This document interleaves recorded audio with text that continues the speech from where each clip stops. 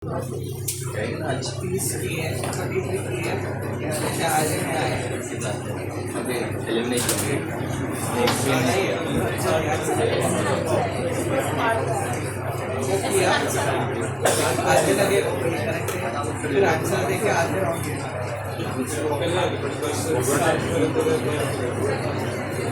आपके कल आउटसेट के वक्त में खा रहा था तो MSc पर खाना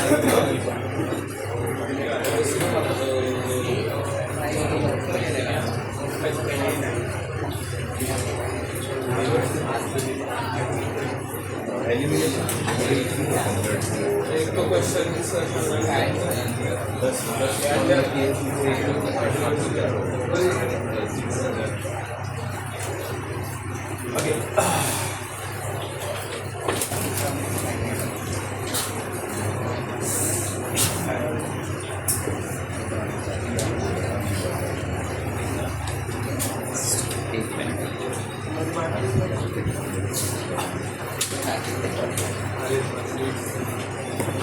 करना होगा।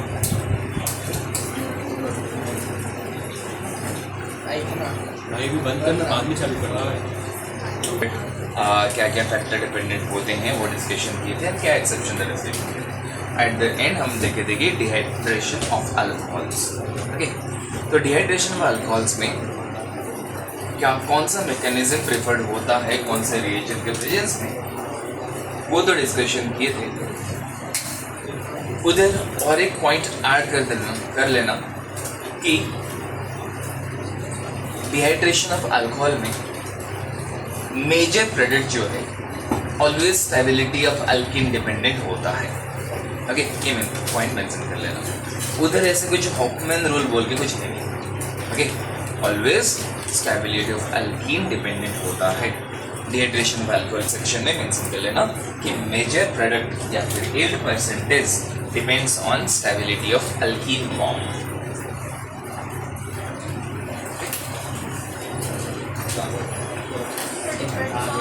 Stability of alkene formed. Always.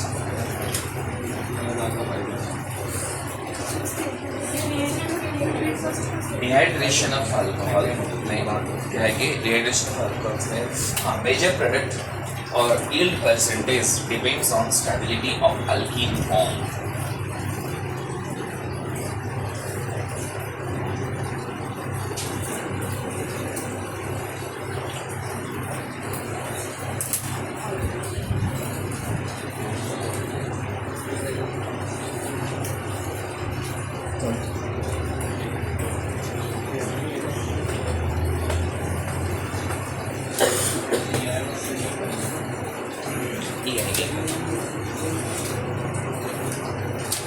Okay, तो हम मेजर प्रोडक्ट माइनर प्रोडक्ट क्या रहेगा E2 के लिए तो देख लेते हैं। E1 के लिए ऐसे कुछ डिस्कशन किए नहीं है प्रोडक्ट वाला। ओके, E1 के लिए वही पॉइंट लिख सकते हैं कि E1 के लिए बता रहा हूँ।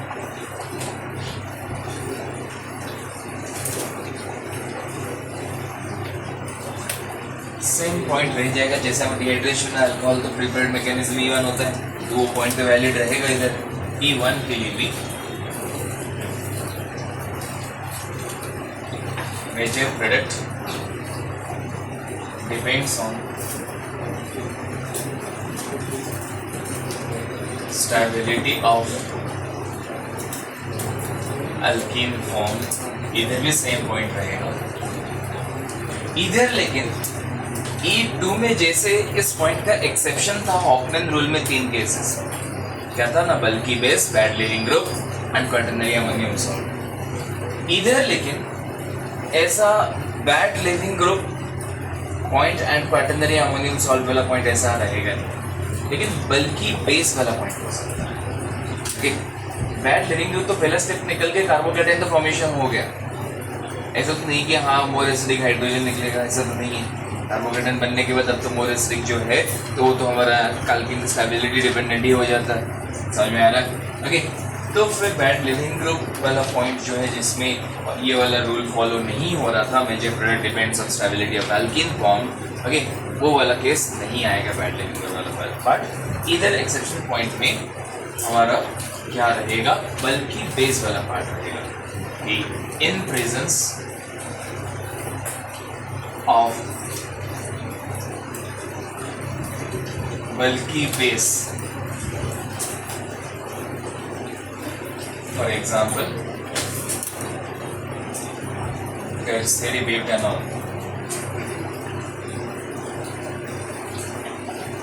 वीक बेस चाहिए ना E1 कराने के लिए, तो टर्शियरी ब्यूटॉक्साइड दे देंगे तो स्ट्रॉन्ग बेस हो जाएगा। समझ में आ रहा है? ओके, तो टर्शियरी ब्यूटेनॉल लिया जा रहा है इन प्रेजेंस ऑफ बल्कि बेस।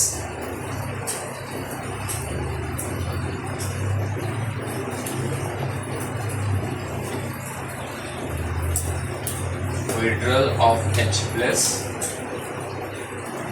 occurs from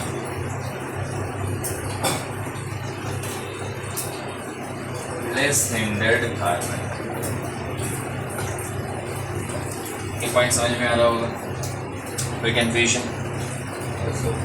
हाँ, यस,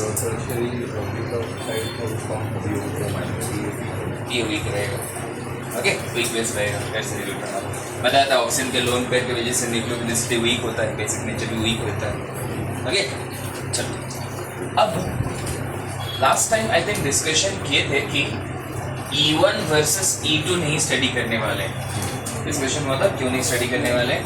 ओके, क्योंकि मैंने पूछा था, डिस्कशन नहीं हुआ क्यों। ओके, चलो ठीक है, तो वही पॉइंट से हम स्टार्ट कर रहे हैं।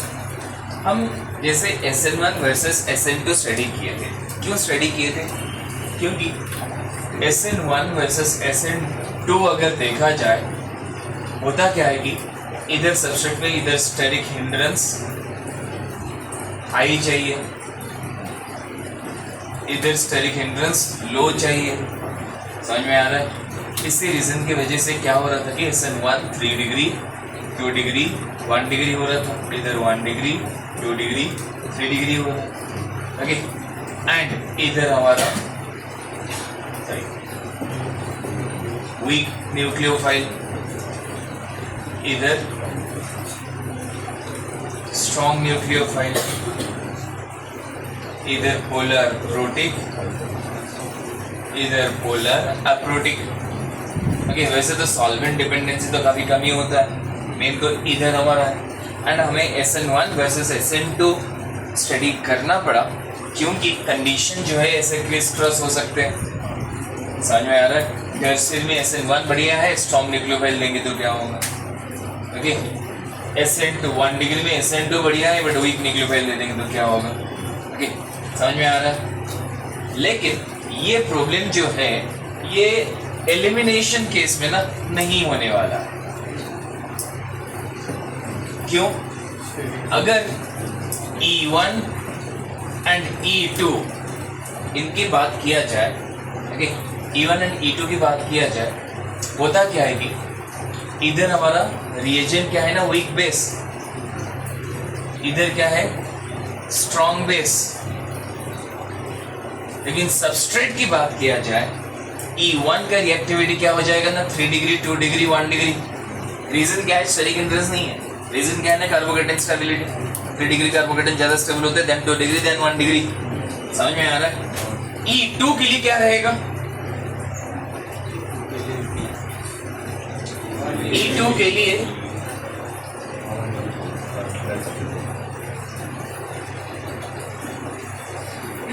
E2 के लिए रिएक्टिविटी कैसे देखेंगे? पहला पॉइंट क्या था? लिविंग ग्रुप एबिलिटी था, लिविंग ग्रुप था ना, उधर तो कोई स्टेरिक फैक्टर तो देखते नहीं है एलिमिनेशन के लिए। समझ में आ रहा है? तो फिर नेक्स्ट क्या देखते हैं? कार्बोकेटन तो फॉर्म तो नहीं हो रहा है E2 में। नेक्स्ट क्या देखेंगे? Leaving group ability. इधर लिविंग ग्रुप एबिलिटी क्या है? सेम ही है, ब्रोमाइड ब्रोमाइड ब्रोमाइड है। समझ में आ रहा है? नेक्स्ट क्या देखता है? Isotope effect. आइसोटोप इफेक्ट इधर कुछ है क्या? नहीं है, खत्म। तो बात ये क्या बोल सकते हो कि इन तीनों का एलिमिनेशन रेट ऑफ रिएक्शन जो है, एलिमिनेशन सेम रहेगा? अब कुछ सेम तो नहीं होने वाला है। समझ में आ रहा है? समझ में आ रहा है? इसीलिए जगह छोड़ने के लिए बोला था। ओके, लिखा थे क्या कुछ उसके बाद? ओके, तो उधर लिखना है कि ease of elimination also depends on stability of alkene form। दोनों पार्ट E1 और E2 के लिए भी लिखना है ease of elimination depends on stability of alkene form। Okay, तो इधर से क्या बनेगा? ये बन रहा है, इधर से ये बन रहा है, इधर से ये बन रहा है। अब अल्कीन की स्टेबिलिटी के थ्रू बता सकते हैं this one will be more reactive than this than this. समझ में आ रहा है? तो फिर काइंड ऑफ हो क्या रहा है? E2 का रिएक्टिविटी भी in general 3 degree 2 degree 1 degree हो रहा है। ओके, तो इसका मतलब कि E1 होगा या E2 होगा और सबस्ट्रेट डिपेंडेंसी रहेगा ही नहीं।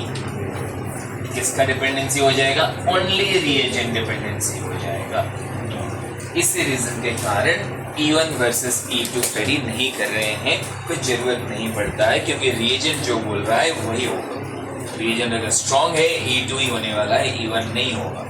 ओके, रिएजेंट अगर वीक है देन तो फिर E1 ही होगा, E2 नहीं होगा। पॉइंट क्लियर है? समझ में आ रहा है? ओके, तीसरे रीजन की वजह से E1 वर्सेस E2 स्टडी नहीं करने वाले हैं। आई होप कि समझ में आ रहा होगा, कनेक्ट कर पा रहे हो। क्लियर? क्लियर है? हाँ,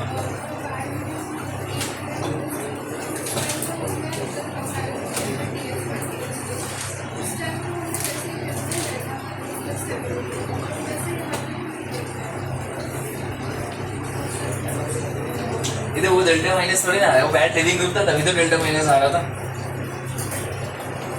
बैड लिविंग ग्रुप था तभी तो डेल्टा माइनस आ रहा था। OH माइनस H प्लस लेके जा रहा था, फ्लोराइड बोल रहा था कि नहीं टाइम लगेगा। वो टाइम जो लग रहा था तो उस टाइम के लिए डेल्टा नेगेटिव चार्ज क्रिएट होकर रह रहे थे बैड लिविंग ग्रुप केस में। समझ में आ रहा है? अगर गुड लिविंग ग्रुप होगा तो वो तो नहीं होते इसलिए करेंगे। समझ में आ रहा है? E1 के लिए E2 के लिए जगह छोड़ने को बोली थी ना। E1 के लिए भी जगह छोड़ना, दोनों के लिए बोला, दोनों के लिए सेम पॉइंट रहेगा। ओके, तो फिर ease of elimination depends on stability of alkene form। Okay, and that clear है? समझ में आ रहा है? ओके, कौन सा?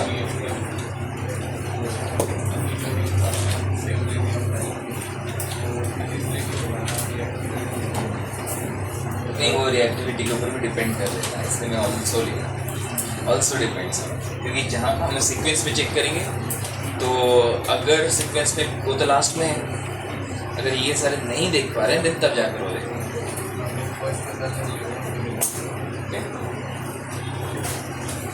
यहाँ तक क्लियर है? हो गया? आगे बढ़े? हाँ, दोनों के लिए रहेगा। Ease of elimination depends on stability of alkene form। Okay, चलो नेक्स्ट। E1 E2 इन अल्कोहल्स लास्ट टाइम डिस्कशन कर चुके थे, उसमें ज़्यादा कुछ और नहीं है। ओके, अब बात ये है कि नेक्स्ट आता है हमारा प्रोडक्ट वाले सेक्शन का। हाँ, इसको लिख रहे हो क्या इधर? इधर ये क्या, इधर कुछ लिखने के लिए तो नहीं है। ठीक है, ठीक है।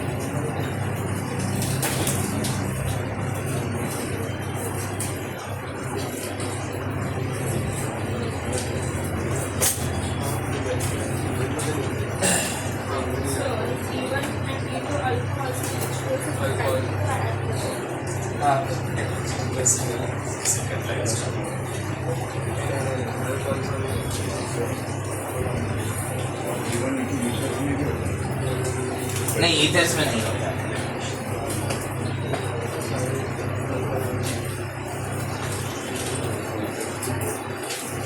डन, आगे बढ़े।